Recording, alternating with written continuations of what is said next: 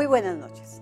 La Comunidad Católica de Monterrey, con la guía de nuestro arzobispo, nos hemos propuesto vivir la virtud de la misericordia. La misericordia es una gran virtud.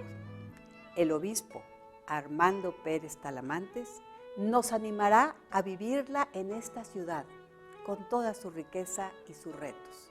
Escuchémosle con atención. Estimadas hermanas y hermanos, el día de hoy reflexionaremos sobre una bienaventuranza muy especial, revelada por el Señor Jesús. Bienaventurados los misericordiosos. Y lo haremos en 3 momentos, 3 puntos quisiera compartir con ustedes. Primero hablaremos del verdadero culto a Dios. Luego lo haremos propiamente de unos rasgos de la vida misericordiosa que la Sagrada Escritura nos revela. Y finalmente hablaremos de aquella llamada imitatio Christi, la imitación de Cristo, una participación en su muerte y resurrección por nuestro bautismo. Iniciemos entonces con el primer punto, el verdadero culto a Dios. En el Antiguo Testamento, Dios llama al hombre a comprender algunos rasgos de cuál es el culto que Él nos pide tributarle. De manera general, la relación del hombre con el culto era la pureza del corazón. Es decir, cuando se hablaba de un hombre puro, se hablaba de alguien que era digno de participar en el culto a Dios. Para los judíos, la pureza era esta capacidad dada por Dios, pero también el hombre tenía que cuidar ciertos aspectos para estar en presencia de Él, para entrar en su santuario. En el contexto de otros pueblos, por ejemplo los griegos, la pureza estaba relacionada más bien con estar libre de fuerzas opresoras, de fuerzas demoníacas, digamos. Para los griegos la pureza era una persona que estaba un poco más relacionada con la libertad y relacionada con el entusiasmo de la vida. Sin embargo, Yahvé revela a su pueblo poco a poco cuál es el rasgo distintivo de un hombre que da culto a Dios. Recordemos el Salmo número 15, que dice así, ante la pregunta, Señor, ¿quién puede estar en tu tienda? ¿Quién puede entrar en tu santuario? El Salmo reza así, el hombre de conducta intachable y que practica la justicia, el que dice la verdad sinceramente y no calumnia con su lengua, el que no hace mal al prójimo y no difama al vecino, el que no retracta lo que juró, aun en daño propio, el que no presta dinero a usura, ni acepta soborno contra el inocente. El Salmo 15 menciona ya esta petición divina. El culto está relacionado con la relación con Dios y con el prójimo. El profeta Isaías, en el primer capítulo, así recuerda, le dice al pueblo la palabra de Yahvé.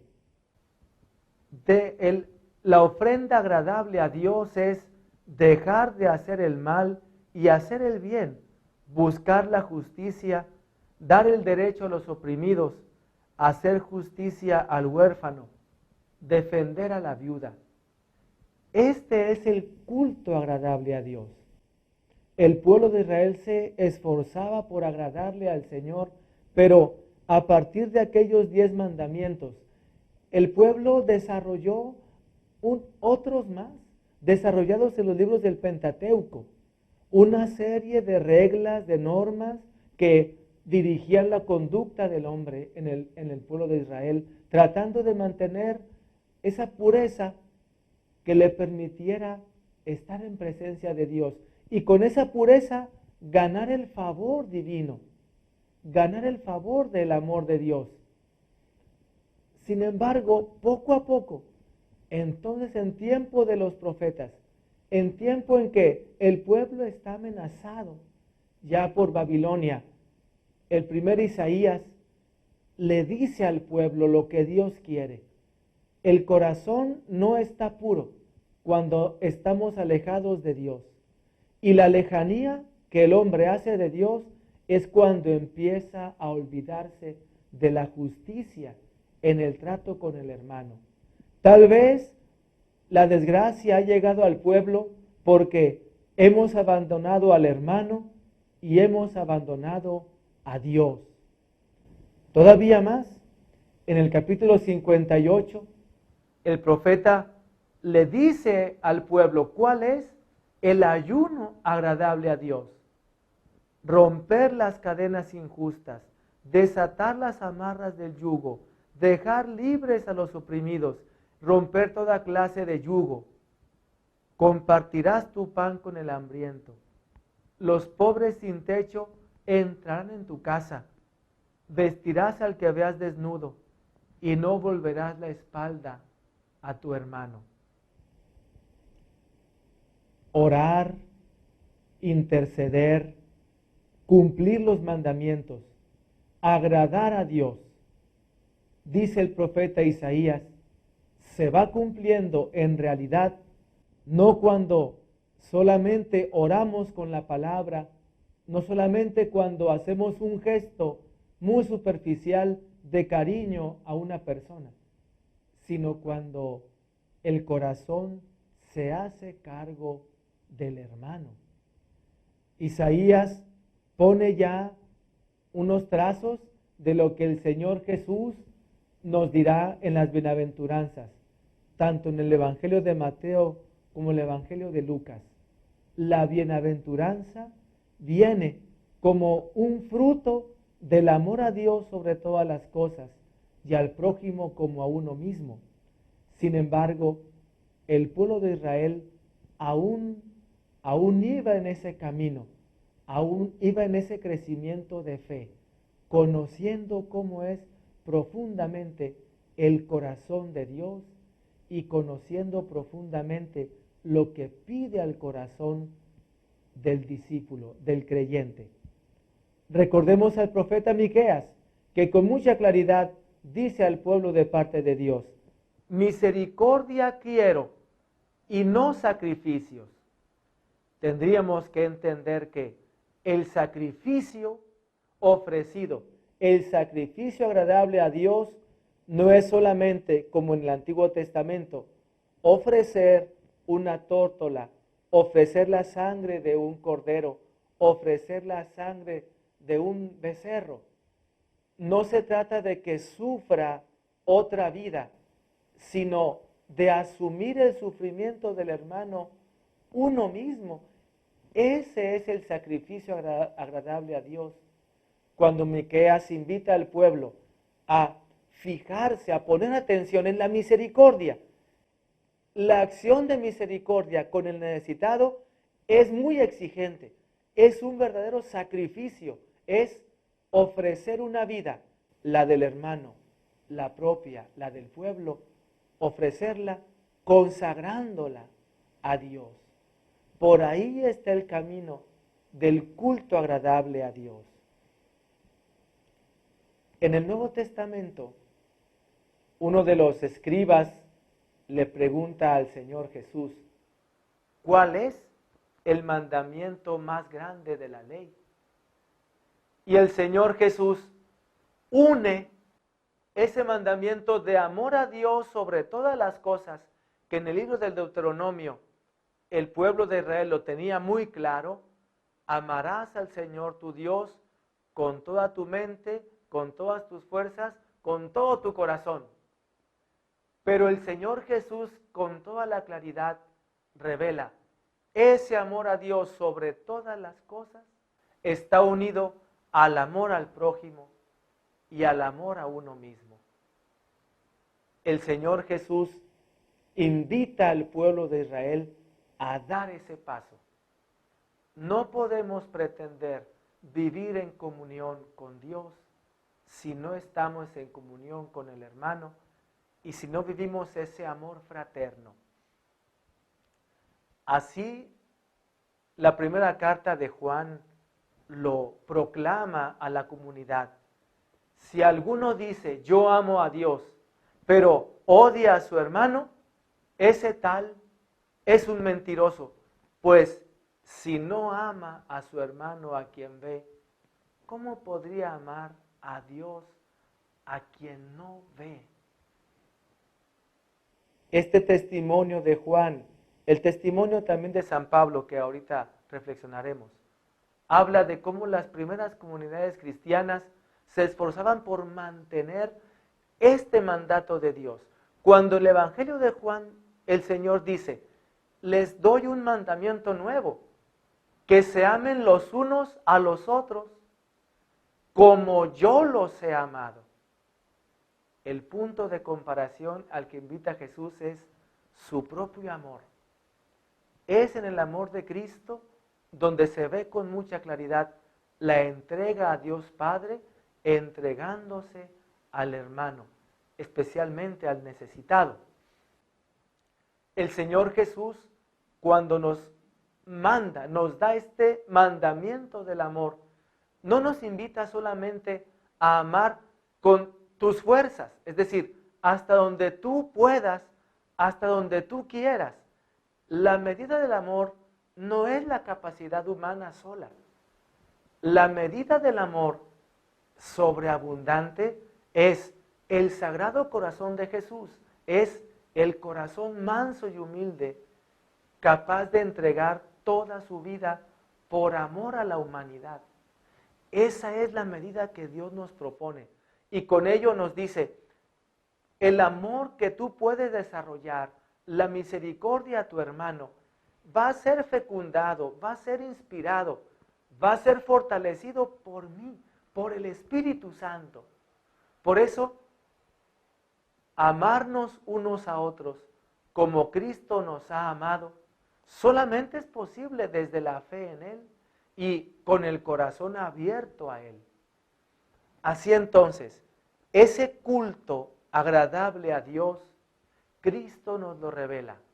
El culto en espíritu y en verdad es aquel que procede del amor de Dios que da la vida al hombre y el ser humano que le responde con un amor que lo pone encima de cualquier problema, encima de cualquier deseo, encima de cualquier dificultad, encima de cualquier proyecto. Amar a Dios y al mismo tiempo manifestar ese amor a Dios en un amor al hermano, especialmente al necesitado, como nos amamos nosotros mismos. Este culto agradable a Dios es el que Cristo ha venido a revelar con toda profundidad. Cuando el Señor Jesús revela en el capítulo 25 de San Mateo el examen final de la vida, nosotros seremos juzgados en el amor, había dicho San Juan de la, dijo San Juan de la Cruz. Y el Señor Jesús nos reveló cuál es este examen y al mismo tiempo nos revela cuál es el sentido de la vida y el sentido de la fe cristiana. Vengan benditos de mi Padre, tomen posesión del reino preparado para ustedes desde toda la eternidad, porque tuve hambre y ustedes me dieron de comer, tuve sed y me dieron de beber, fui forastero y ustedes me recibieron en su casa, anduve sin ropa y ustedes me vistieron, estuve enfermo, me visitaron, estuve en la cárcel y fueron a verme. Estos son los benditos, son los bienaventurados. Bienaventurados los misericordiosos, porque de ellos es este reino de Dios.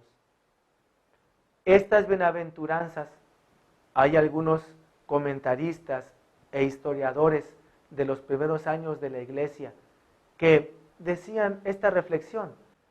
En los primeros años de la iglesia todavía no se formulaba el credo como ahora lo conocemos, el credo niceno-constantinopolitano, donde proclamamos todas las verdades que Cristo nos ha revelado y que nosotros manifestamos creer con todo el corazón. Y aquellas primeras comunidades se esforzaban por compartir la caridad, por vivir la misericordia y ordenar la vida a partir de estos discursos del Señor Jesús, de bienaventuranza, atender al pobre, al forastero, al migrante, diríamos hoy, al que tiene hambre, al que tiene sed. Las primeras comunidades cristianas atendían la muerte de los hermanos y a las familias doloridas por la muerte, por las ausencias, por las injusticias. En esto conocerán que son mis discípulos, había dicho el Señor Jesús, en que se aman los unos a los otros. San Pablo también da muestras de cómo en las comunidades que él fundó mantuvo esta fe del amor al hermano. En la carta a los Romanos, el capítulo 13, la caridad no hace mal a nadie. La caridad es, por tanto, la ley en plenitud. En el Evangelio de Mateo, el Señor Jesús había manifestado: yo no he venido a abolir la ley, yo he venido a llevarla a su plenitud. La plenitud de la ley es el amor misericordioso que viene solo de Dios y que fecunda el corazón humano para ser levantado y aprender a amar como Dios, como Jesús, inspirado y fortalecido por el Espíritu Santo. La justicia humana con todo lo necesario que es. La justicia, recordemos aquella definición de Santo Tomás de Aquino, un orden de la razón destinado al bien común, proclamado por la autoridad legítima, promulgada por la autoridad legítima. Este orden racional, donde busquemos órdenes más justos, de mayor sinceridad, de mayor libertad, este orden que buscamos en la sociedad, que tanto nos duele su ausencia, la ausencia de un orden justo. Con todo lo que necesitamos la justicia, nosotros sabemos que aún la justicia no es la meta. La meta la ha propuesto el Señor Jesús, que esa justicia llegue a su plenitud. Y la plenitud de esta justicia, del orden racional, del esfuerzo del hombre por agradar a Dios, la plenitud es el amor misericordioso. San Pablo se esfuerza por decirlo en la misma capital del Imperio Romano. La justicia que proclamaba el Imperio Romano no es la definitiva. La verdadera y más grande, la auténtica, es la que viene del corazón de Jesús, donde la justicia es llevada a su perfección. En la carta a los Efesios, San Pablo retoma esas enseñanzas de Jesús. Sean amables y compasivos unos con otros. Perdónense como Dios los ha perdonado. Recordamos los versículos 34, 35 del Evangelio del capítulo 6 de San Lucas. Amen a sus enemigos.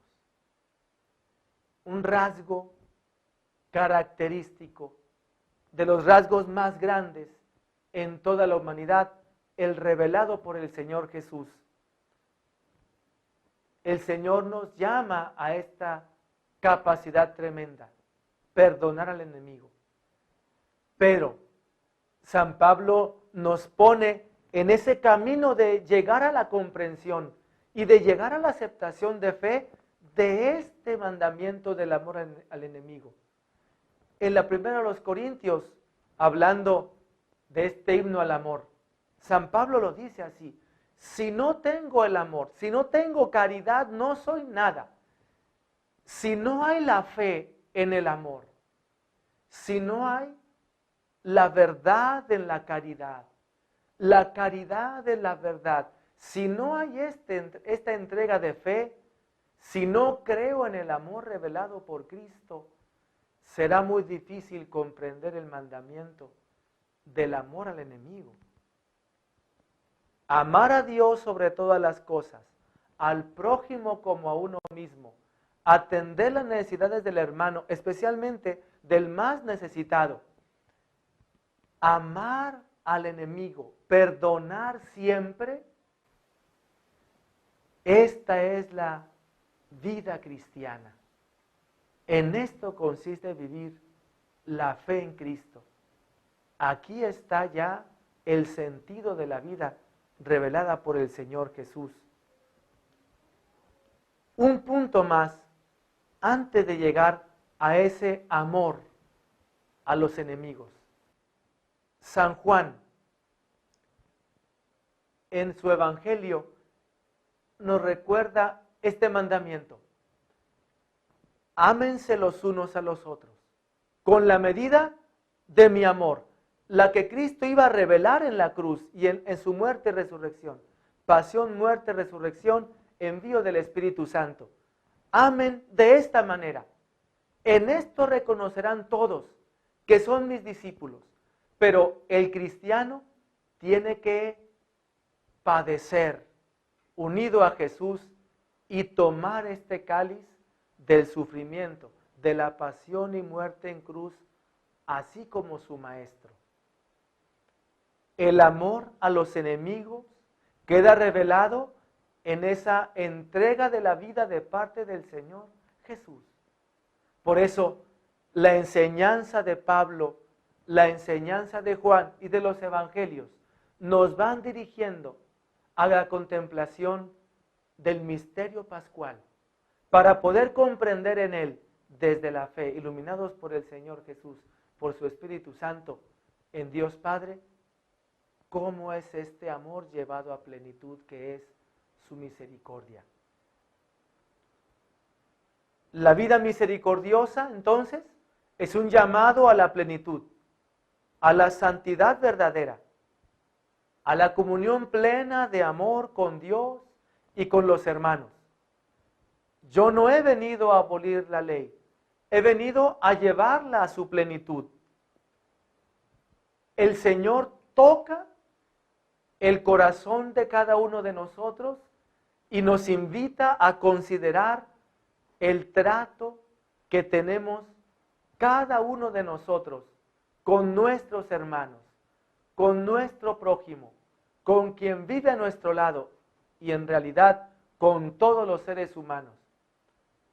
A lo largo de la historia de la humanidad, si hacemos un análisis así muy rápido, ético, de las normas de comportamiento, del trato a los demás que se han presentado a lo largo de la historia humana, recordemos algunas de ellas.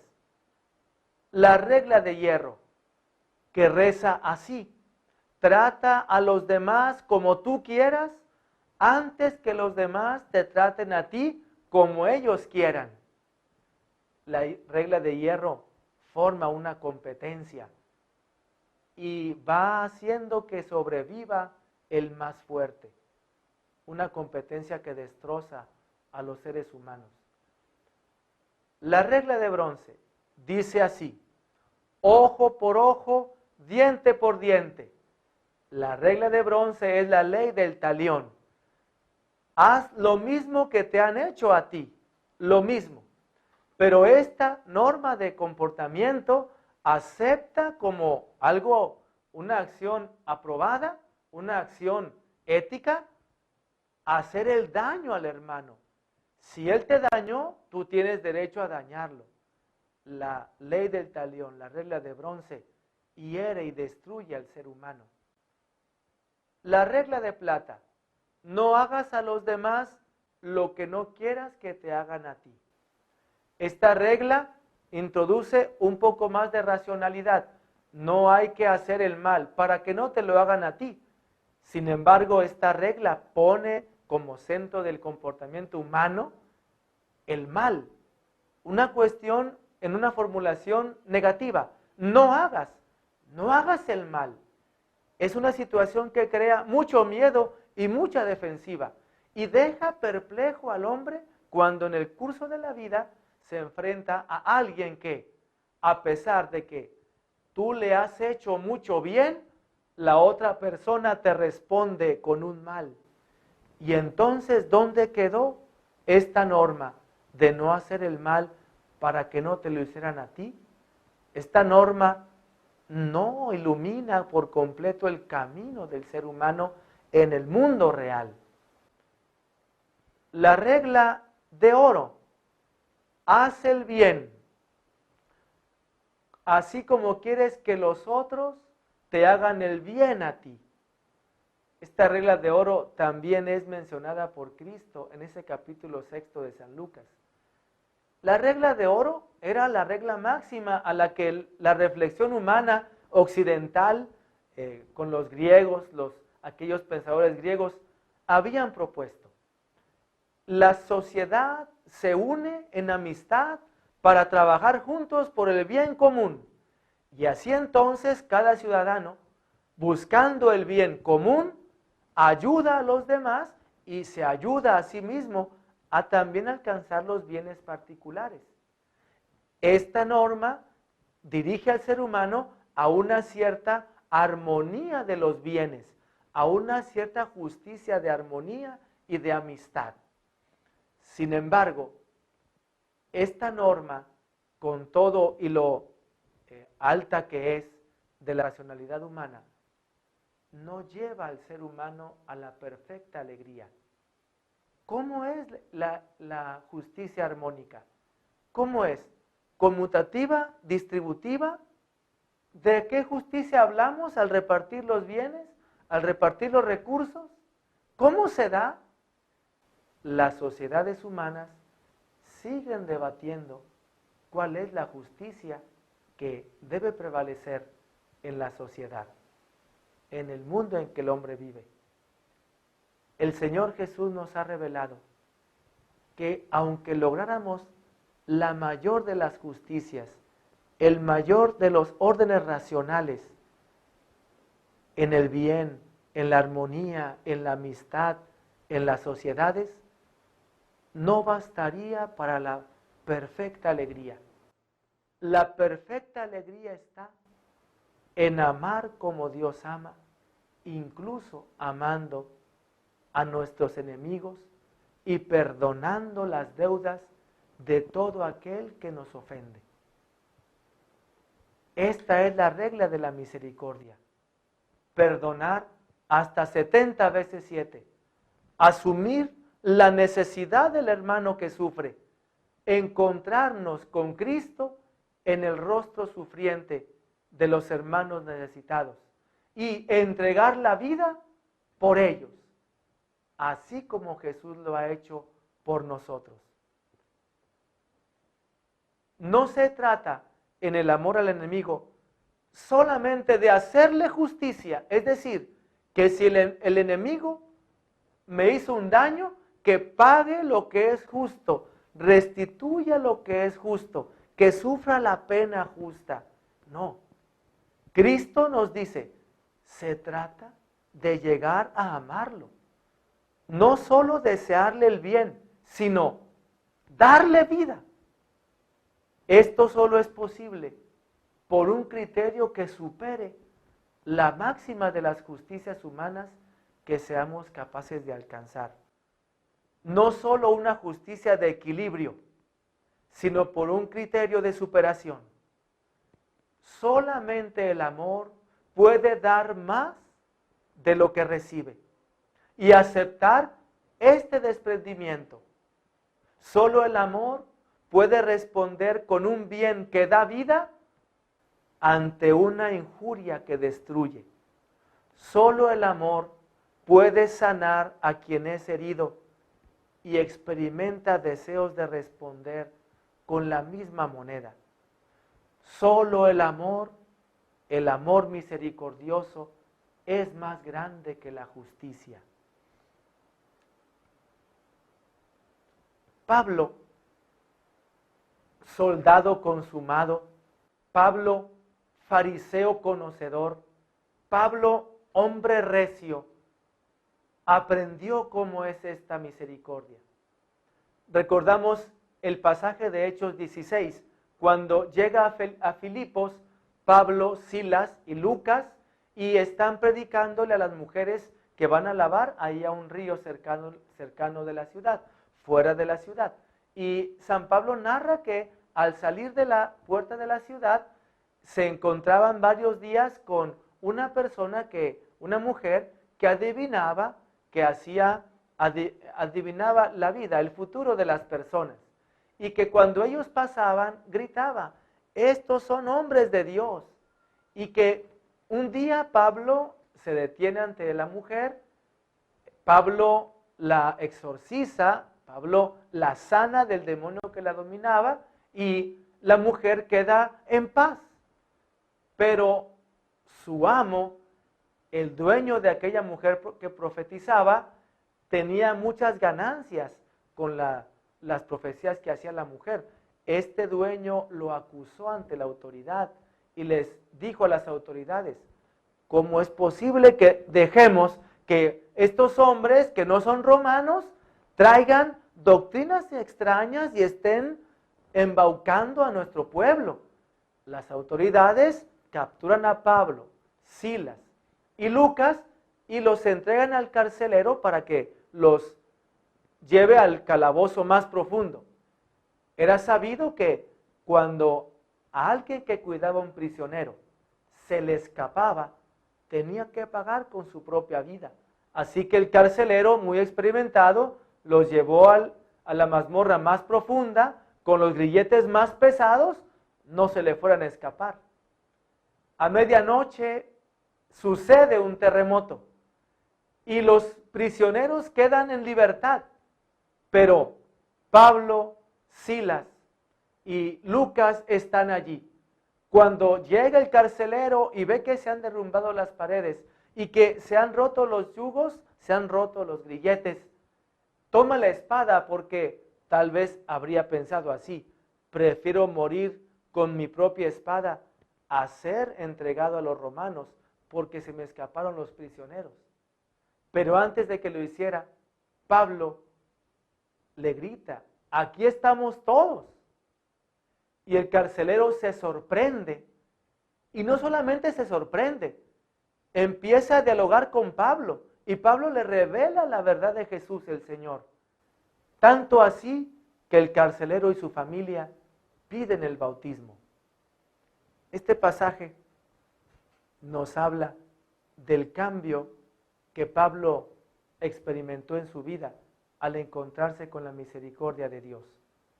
Pablo, Lucas y Silas no solamente no huyeron, se quedaron allí. Y no solamente, le salvaron la vida al carcelero, sino una cosa más. Ellos habían recibido un trato muy indigno, injusto, un trato inhumano de parte del carcelero.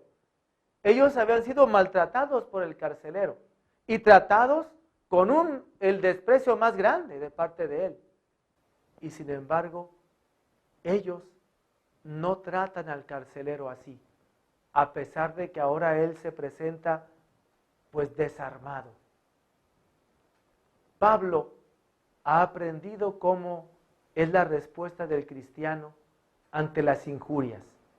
Y en ese pasaje del capítulo 16 hay una muestra de cómo los primeros cristianos trataban de vivir el mandamiento del amor a los enemigos con todo su corazón.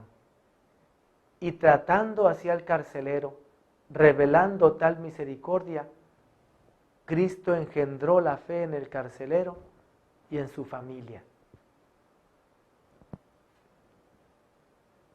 Pablo entonces cayó, como cuando narra en los Hechos de los Apóstoles su conversión. Cayó. Su vida anterior, esa resiedumbre, ese conocimiento fariseo y entrega farisea, esa persecución a los cristianos, cayó. Ahora había sido vencido por un amor muy sincero, muy sencillo, pero tremendamente fuerte, el amor misericordioso. Llegamos ahora al tercer momento de nuestra reflexión, la imitatio Christi, o la imitación de Cristo. Cristo Jesús es el Cordero de Dios que tomó sobre sí los pecados de todos los seres humanos. Cristo asume el pecado del hombre de todos los tiempos. Los discípulos misioneros, los que nos llamamos cristianos, vivimos una vida orientada hacia algo. Como dice el cardenal Casper, vivimos una proexistencia. Nuestro existir está para algo, en favor de alguien. Se trata de una vida vicaria de Cristo. ¿Qué significa esto? Recordemos el cuarto cántico del siervo de Yahvé en el libro del profeta Isaías, es el capítulo 52, 13 al capítulo 53, 12. Leeré solamente el inicio de este cántico y luego iré a la parte que quiero compartir con ustedes. Mirad, mi siervo tendrá éxito, subirá y crecerá mucho. Como muchos se espantaron de él, porque desfigurado no parecía hombre, ni tenía aspecto humano. Así asombrará a muchos pueblos. Ante él los reyes cerrarán la boca al ver algo que nunca se había visto y contemplar algo inaudito. Él fue traspasado por nuestras rebeliones, triturado por nuestros crímenes. Sobre él descargó el castigo que nos sana y con sus cicatrices nos hemos sanado. Todos errábamos como ovejas, cada uno por su lado, y el Señor cargó sobre él todos nuestros crímenes. Maltratado, aguantaba, no abría la boca, como cordero llevado al matadero, como oveja muda ante el esquilador, no abría la boca.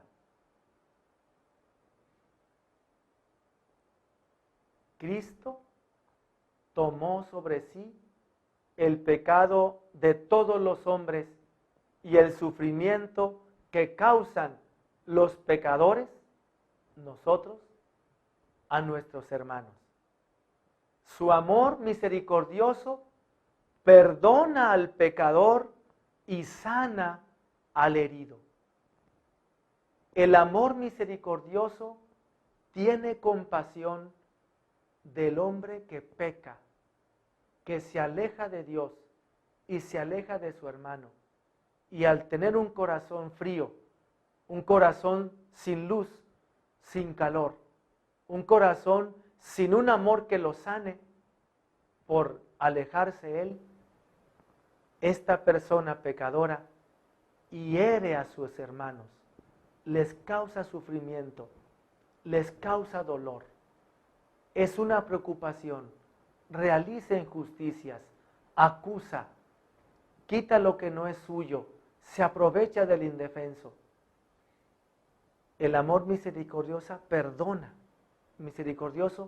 perdona al hombre así. A cada uno de nosotros nos invita a este perdón cuando hemos procedido así en nuestra vida. Un pecado hiere a Cristo, hiere al pueblo, a toda la iglesia, hiere al hermano que estamos dañando, hiere nuestro corazón. Y este Cordero, que es el Señor Jesús, asume no solo el pecado, asume el sufrimiento de aquellos a quienes nosotros hemos herido, de aquellos a quienes nosotros hemos robado, a quien hemos hecho a un lado, marginado, a quien no hemos tomado en cuenta, a quien nos hemos aprovechado de él. Las personas sufren mucho a causa de los pecados que cometemos todos. Bien decía San Juan, su primera carta, quien dijera que no ha cometido pecado, también miente. Y quien niegue que no haya hecho sufrir a los demás, miente también. Cristo asume la responsabilidad de todos nosotros pecadores y asume la responsabilidad de sanar los corazones afligidos. El Señor Jesús, en el capítulo 6 de San Lucas, versículo 36, nos dice abiertamente: sean misericordiosos, como es misericordioso su Padre. Y la Iglesia, a lo largo de los años, ha transmitido lo que es el pensamiento y el sentimiento más profundo de la Iglesia en la misericordia. Las obras de misericordia corporales y las espirituales que enumeramos rápidamente.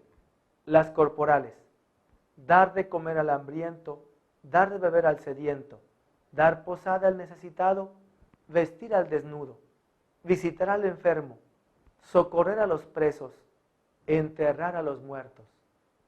Ahora las 7 espirituales: enseñar al que no sabe, dar buen consejo al que lo necesita, corregir al que está en el error, perdonar las injurias, consolar al triste, sufrir con paciencia los defectos de los demás, rogar a Dios por vivos y difuntos.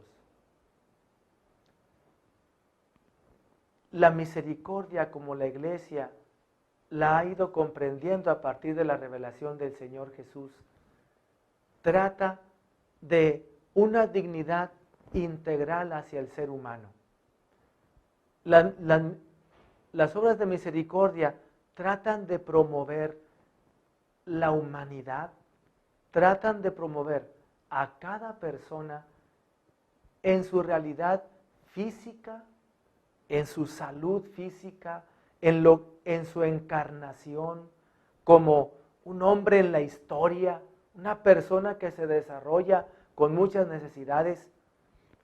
La misericordia trata el desarrollo cultural de las personas, su desarrollo por la verdad, por aprender, por desarrollar, por aplicar con justicia su conocimiento, con aplicar con dignidad lo que por experiencia en el mundo ha ido ganando. Es una riqueza tremenda el hombre culturalmente, y la misericordia tiene que ver con la cultura. Otro aspecto que la misericordia trata y promueve: el aspecto relacional, el aspecto de la comunión, la necesidad de relación, entrar en relación con Dios, con los otros hombres, consigo mismo, con el mundo, la casa común, con el universo.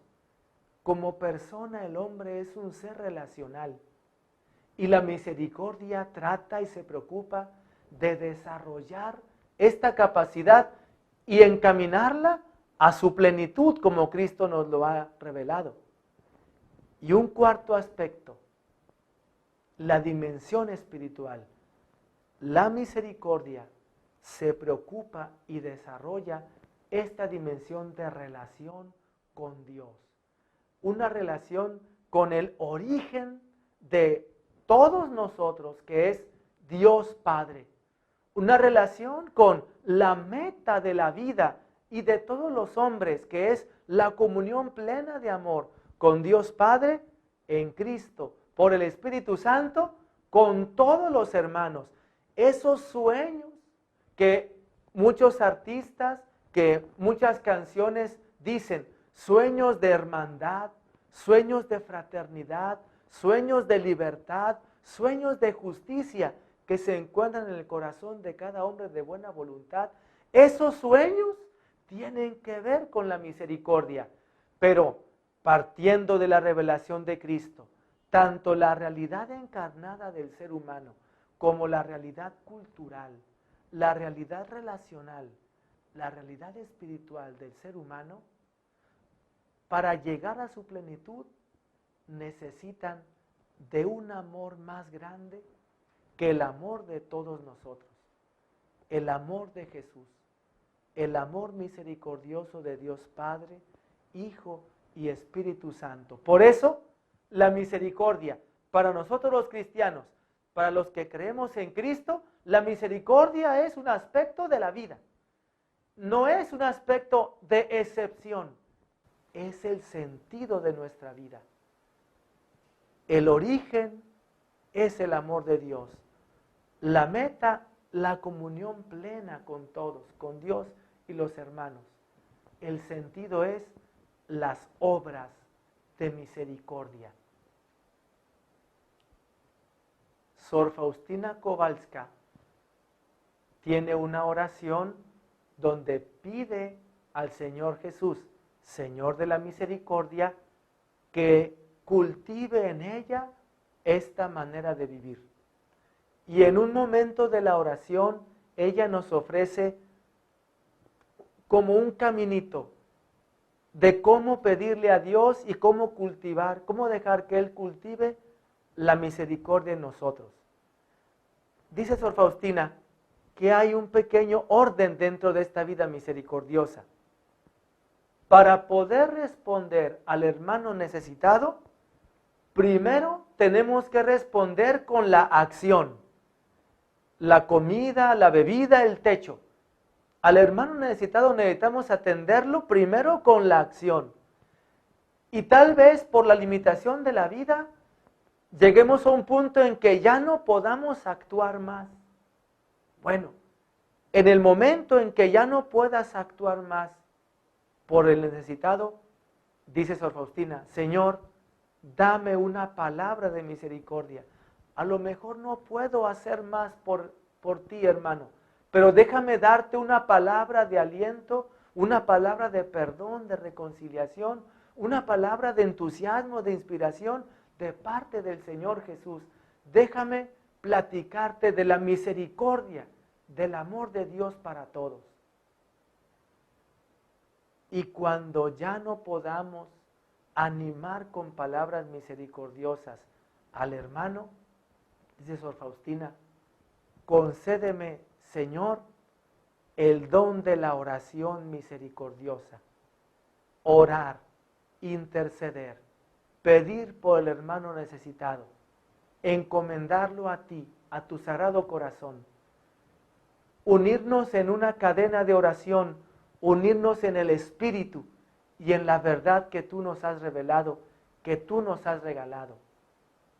Así entonces, Sor Faustina nos dice, la vida misericordiosa, el trato con el hermano es así.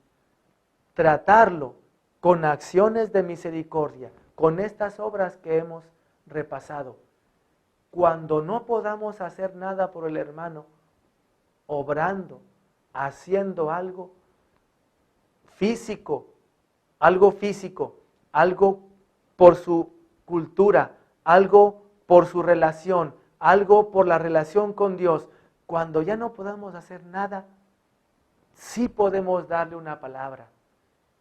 Y cuando ya no podemos darle la palabra de misericordia por las circunstancias que puedan acontecer, la oración.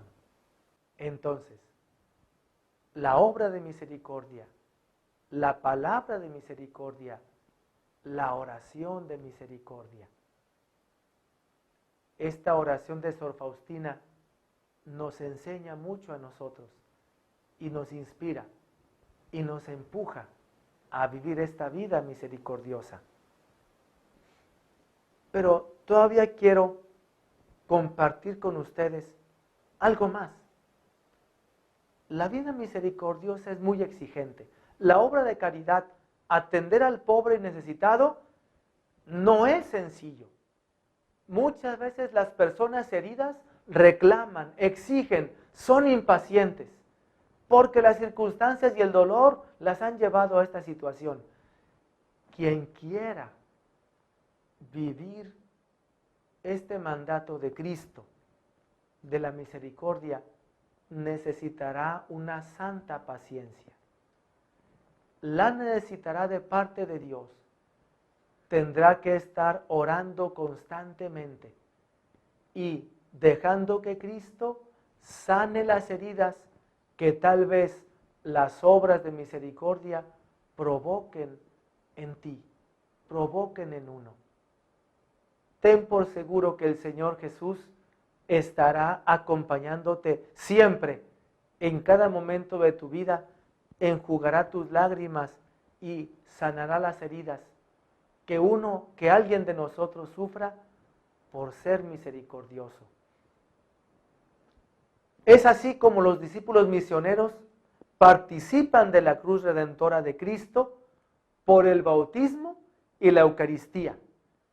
Y como decíamos hace un momento, la vida del discípulo cristiano es una vida vicaria, es decir, una vida que verdaderamente es presencia del crucificado en el mundo, presencia del resucitado en el mundo.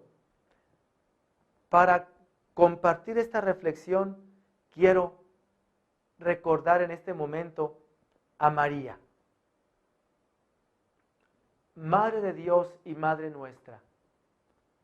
San Pablo, en la primera carta a los Corintios, nos habla del cuerpo místico de Cristo, donde nosotros somos el cuerpo, Él es la cabeza. Y en este cuerpo místico, si un miembro sufre, sufren con él todos los miembros. Si un miembro es honrado, se alegran con él todos los miembros. ¿Cómo comprendemos este cuerpo místico y cómo comprendemos la participación de los discípulos cristianos en la pasión, muerte, resurrección y envío del Espíritu Santo de parte de Jesús? Recordemos a María al pie de la cruz. Recordemos a María en toda la vida de su Hijo, especialmente en la pasión. Cada azote que recibe el Hijo es un grito de dolor de la Madre. Cada gota de sangre derramada por Cristo es una gota de sangre derramada también en María, como una comunicación. Nosotros podemos comprender esta relación entre Cristo y María, porque nos duelen las cosas que le suceden a aquellos a quienes amamos. Cada azote, cada espina clavada en Cristo es un gran dolor de María, su madre. Así es el cuerpo místico, así es la vida vicaria. Alguien que está unido en la persona, no solo en el pensamiento, no solo en el deseo, no solo en los momentos de bien, no solo en los momentos de mal, no solo en la alegría, también en la tristeza, no solo en la paz, también en la persecución y en el dolor. ¿Quién es capaz de sentir así contigo? La fe en Cristo es la fe en el cuerpo místico que todos nosotros formamos. La fe en Cristo la podemos comprender en esa relación entre Él y su Madre María, una relación de amor en la que lo que uno experimenta, lo experimenta también la otra. Lo que el Hijo vive es vivido por María como una reverberación, como decía Santa Teresa de Jesús. Una vida así, sentir, pensar, tener los mismos sentimientos que Cristo, decía San Pablo. Esta es la participación en la vida de Cristo encarnado. La participación en su muerte, en su pasión, muerte, resurrección, envío del Espíritu Santo. Esta es la misericordia. Sin la misericordia, sin el amor de Dios, sin el amor misericordioso, nuestra vida no tiene riqueza. Nuestra vida es simplemente un flotar en el aire, en el mar.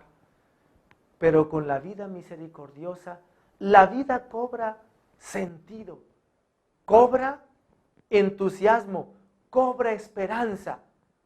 Por eso la misericordia no se trata de un comportamiento aprobado o no aprobado, un comportamiento ético solamente. La misericordia no es una moral de acusar a alguien o recompensar a otro.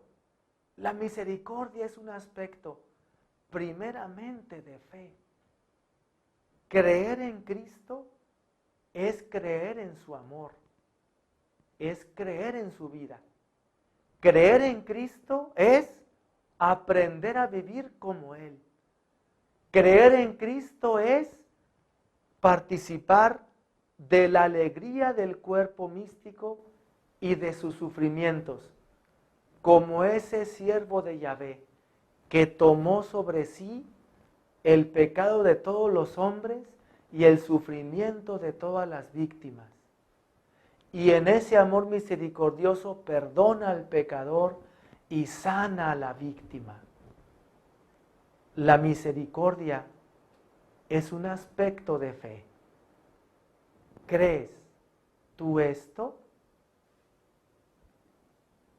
Para ir terminando nuestra reflexión, recordamos, como lo propone el cardenal Casper, a San Bernardo de Claraval. San Bernardo de Claraval propuso una mística de la cruz de Cristo, uniéndose subjetivamente a la pasión del Señor como varón de dolores. Es decir, San Bernardo trató de penetrar en el sentir de Cristo encarnado, el sentir de Cristo real en la pasión y en la crucifixión. Cómo Él asume el sufrimiento, asume el pecado de todos, asume el sufrimiento y lo experimenta hasta el extremo. Haz de cuenta que te propones tú sentir con las personas de tu tiempo, con tu prójimo, y tratas de comprender el dolor, tratas de comprender la preocupación. Contemplas serenamente a una de las personas próximas a ti y te pones a considerar el dolor que esta persona tiene en su interior, la preocupación. ¿Cuál es el dolor que él va cargando por causa de los que él ama? ¿Cuál es el dolor que esta persona va cargando por causa de quienes lo han herido? ¿Pudiera haber una calibración con el dolor del hermano? ¿Pudiéramos acercarnos a comprenderlo un poco? Esta espiritualidad de la cruz, San Bernardo la propuso así. En la medida en que nos conformamos con el Cristo que se nos entrega, en la medida en que nos conformamos con el Cristo que se nos entrega, somos transformados. San Bernardo proponía que el encuentro con Cristo en el sufrimiento de la cruz transforma nuestra vida, porque nos hace participar de su mismo amor misericordioso, capaz de sobrellevar cargas tan tremendas y ser así instrumentos del amor de Cristo para los demás. El mismo Señor lo había dicho: quien quiera seguirme, niéguese a sí mismo, cargue con su cruz y me siga.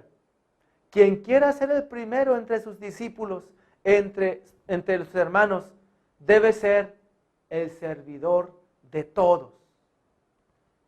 Ante Cristo crucificado, comprendiendo, penetrando en su muerte, en su pasión y muerte, asumiendo el pecado de los hombres y el sufrimiento de todos los hombres también. ¿Quién no querría identificarse allí con una u otra de las múltiples formas de cautividad que vivimos en el mundo? Prisioneros de guerra, presos, internos de campos de concentración, prisioneros políticos, esclavos en sus matrimonios o familias, personas amarradas, apesadumbradas, personas dominadas por otros, aprovechándose de la dignidad de los más débiles, personas cautivas de pecaminosos enredos, acorraladas sin salida a causa de ataduras económicas, de pobrezas extremas, de miserias, a causa del pecado de otros. ¿Quién no quisiera identificarse con este Cristo sufriente que derrama su amor misericordioso sobre justos y pecadores?